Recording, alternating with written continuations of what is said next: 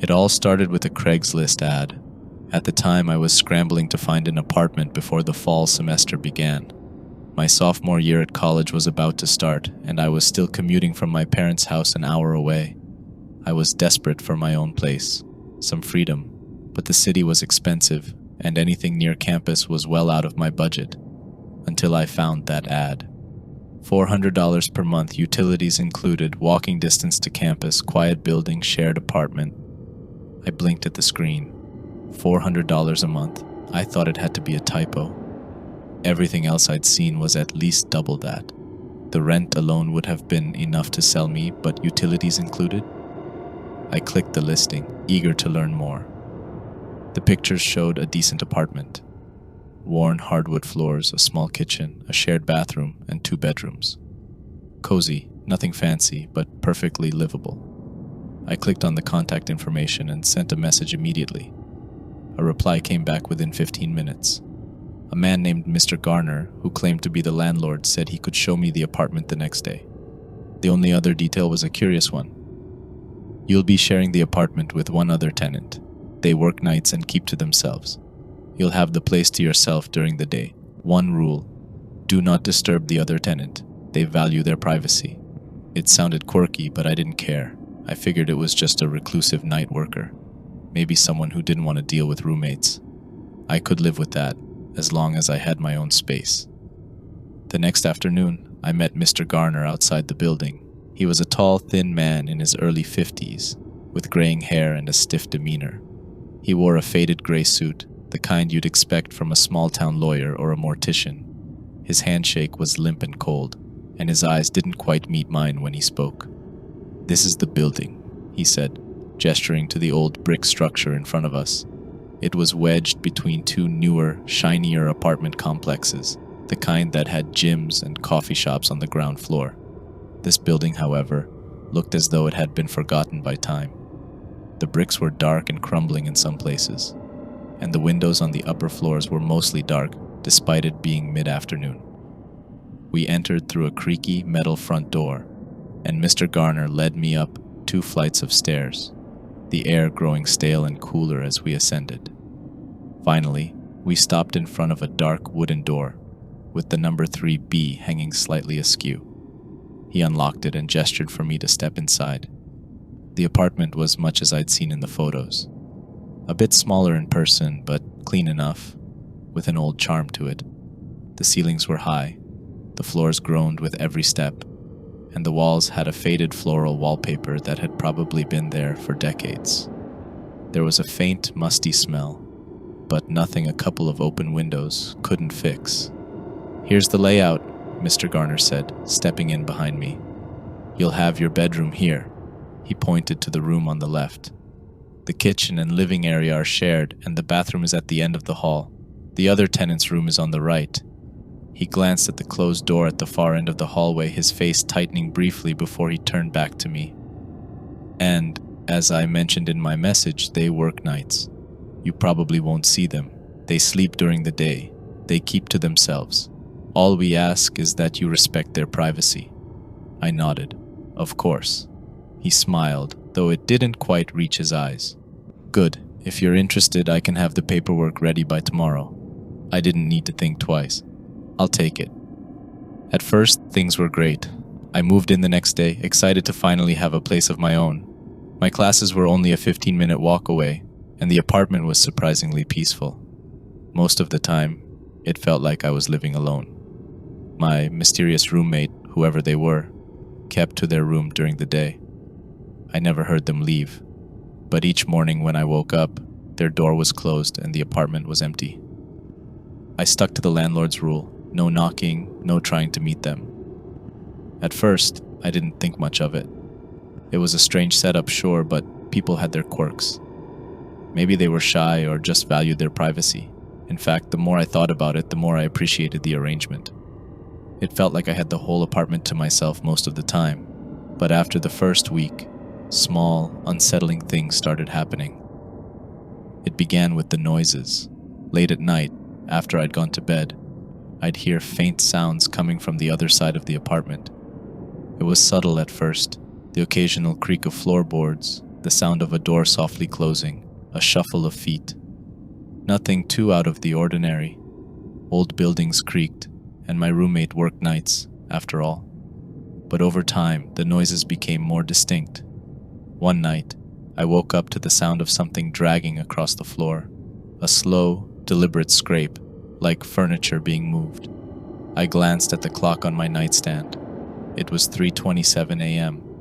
My heart thudded in my chest as I listened, straining to hear more. The dragging noise continued for a few more seconds, then stopped abruptly. I told myself it was just my roommate, that they must have been moving something in their room, but the noise had come from the hallway right outside my door. Another night, I heard soft knocking. It was faint, almost as if it were coming from a far-off part of the apartment, but it was steady, rhythmic, 3 knocks in quick succession, followed by a long pause. Then it would start again. I lay in bed, staring at the ceiling, my pulse quickening with each set of knocks. I didn't dare get up to investigate. The cold came next. The apartment had always been on the cooler side, but after a couple of weeks it became noticeably colder. The kind of cold that seeped into your bones, no matter how many blankets you piled on. I cranked the thermostat up, but it didn't make a difference. The temperature seemed to drop most dramatically in the hallway, especially near my roommate's door. Sometimes when I walked past, I could feel a frigid draft coming from under the door, even though there were no windows in the hallway. It was the kind of cold that made my breath visible in the air. Then, the missing items started. It was subtle at first. A pen disappearing from the desk.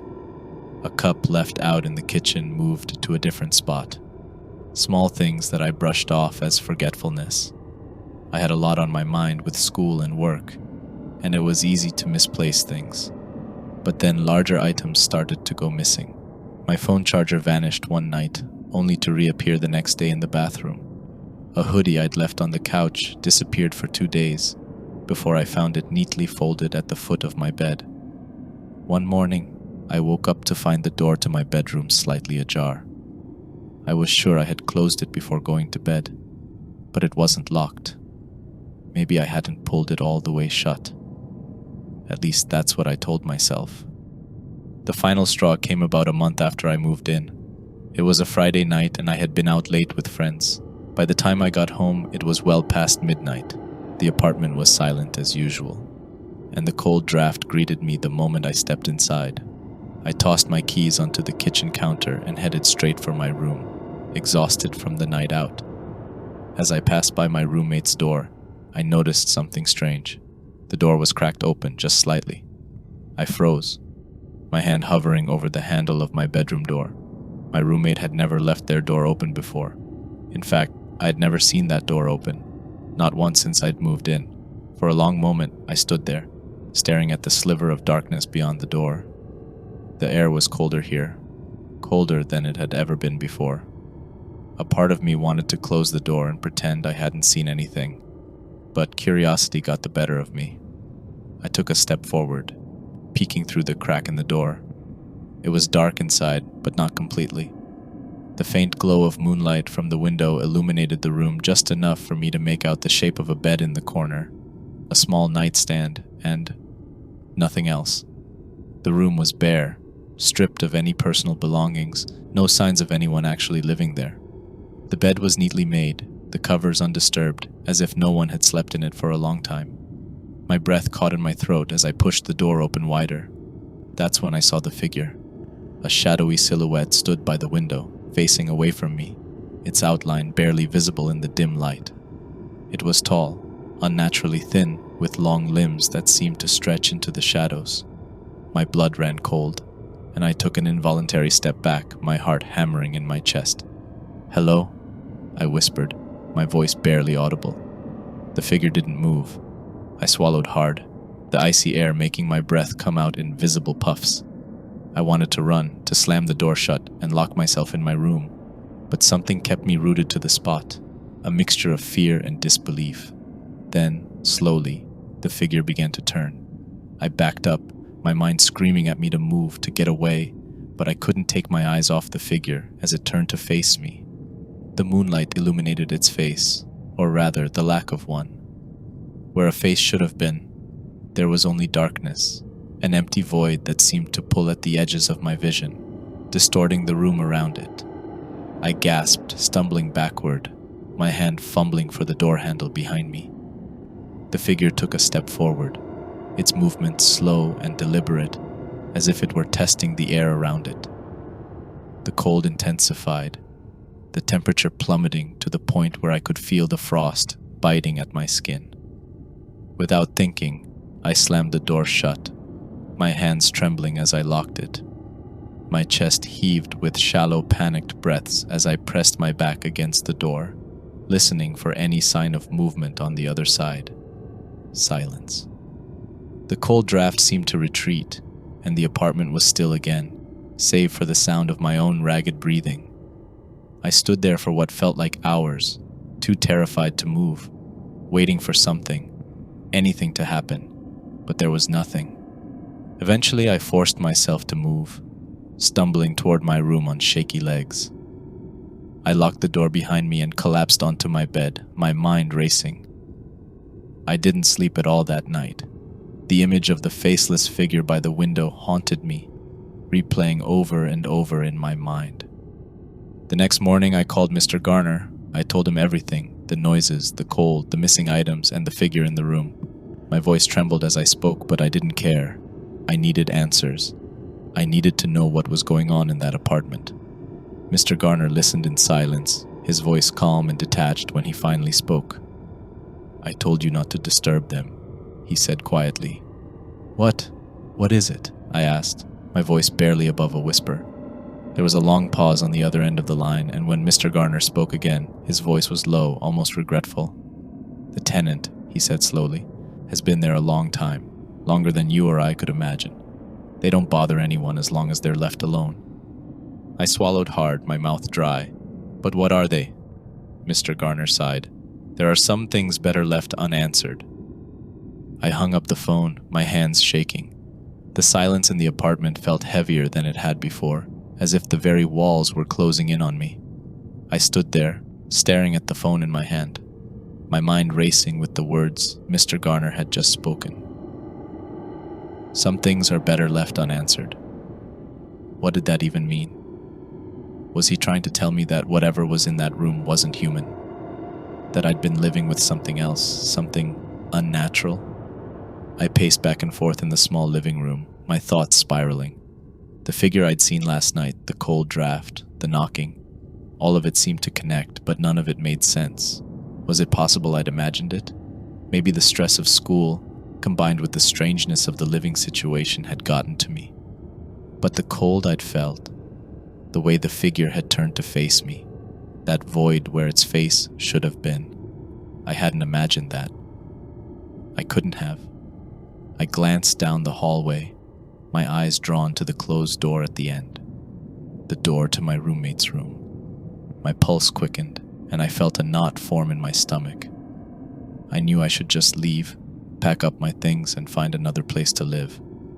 Whatever was going on here, it wasn't normal, and it wasn't safe.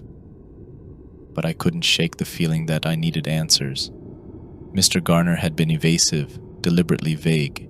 He knew something about the tenant, about this apartment's history, and he wasn't telling me.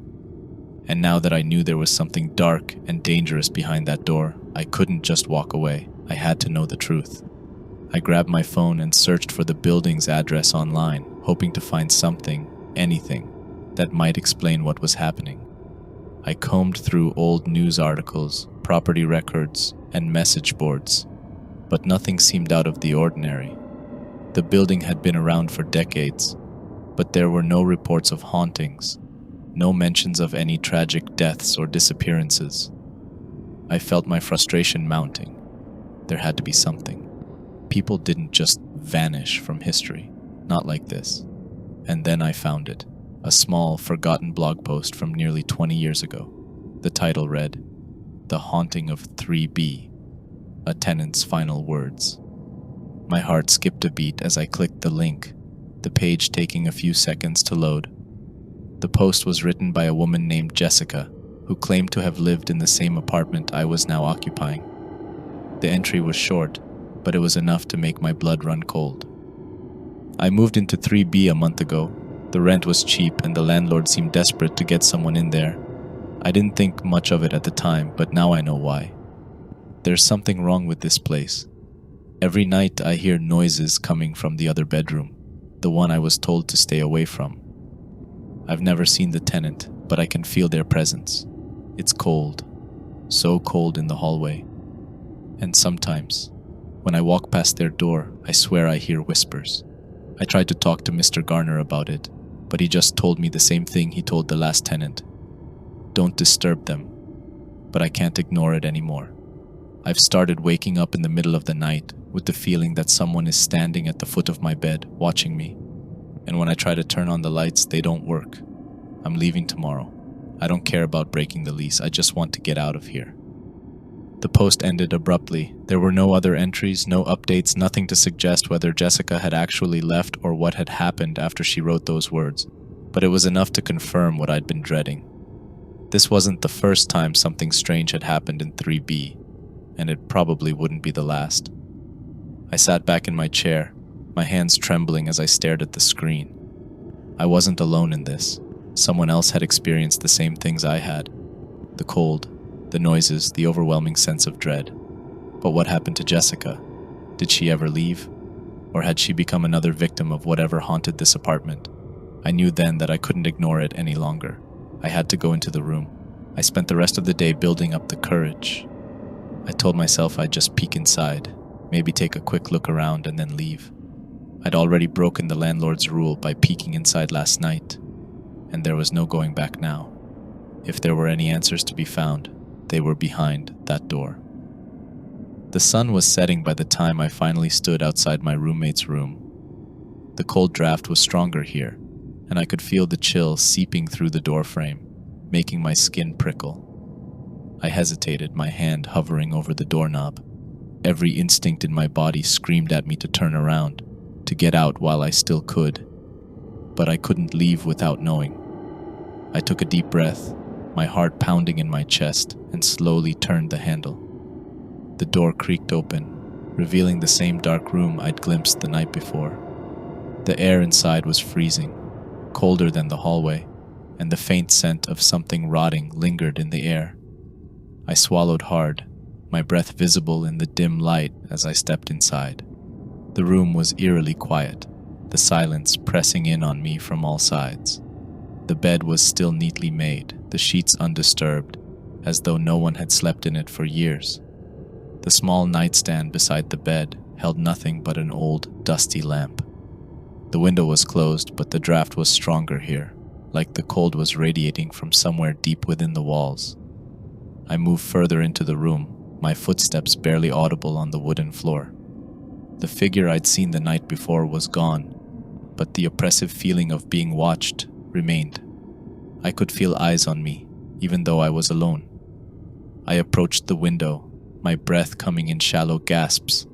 Outside, the street below was dark and quiet, the streetlights casting long, eerie shadows across the pavement. But as I turned away from the window, something caught my eye. There, etched into the wood of the window frame, were words. "Help me." My heart skipped a beat, and I took a step back, my mind racing. The words were faint, worn down by time, but they were unmistakable. I ran my fingers over the grooves in the wood, my skin tingling as I traced the letters. That's when I heard it, a faint whisper. At first, it was so soft I thought I'd imagined it. But as I stood there, straining to hear, the whisper grew louder. It was coming from behind me. I turned slowly, my body tense, every muscle on edge. There, in the corner of the room, stood the figure. It was taller than I remembered, its long, thin limbs draped in tattered clothing that seemed to blend with the shadows. Its face, or what should have been a face, was still obscured, an empty void that made my skin crawl. But this time, it wasn't standing still. It was moving toward me, slowly, deliberately, its steps silent on the floor. I couldn't move. My legs felt like they were made of lead, my heart pounding so hard I thought it might burst. The figure moved closer, its presence filling the room. the air growing colder with every step it took. "Help me." The whisper came again, clearer this time. I stumbled backward, my hand gripping the edge of the nightstand to steady myself. My mind raced, trying to make sense of what I was seeing. Was this the tenant? Was this what Mr. Garner had been hiding? "Who are you?" I asked, my voice barely a whisper. The figure stopped, standing just a few feet away from me, its head tilted to the side, as if considering my question. And then, slowly, it raised its hand, pointing toward the bed. My eyes followed the motion, and that's when I saw it. A small, leather-bound journal lay on the bed, half hidden beneath the covers. I hadn't noticed it before, but now it seemed to draw my attention like a magnet. I hesitated for a moment, glancing back at the figure, but it remained still, its hand still outstretched. I reached for the journal, my fingers trembling as I picked it up.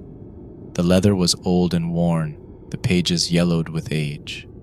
I opened it slowly, the faint scent of dust and decay rising from the pages. The first entry was dated nearly 50 years ago, June 14th, 1973. "I don't know how much longer I can stay here. The nights are getting worse. Every time I try to sleep, I hear them. The whispers.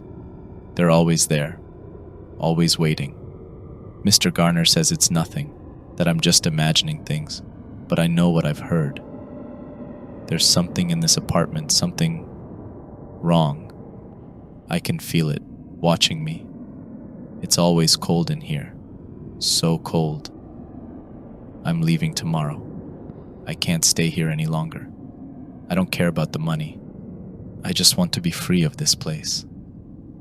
My hands shook as I flipped through the pages.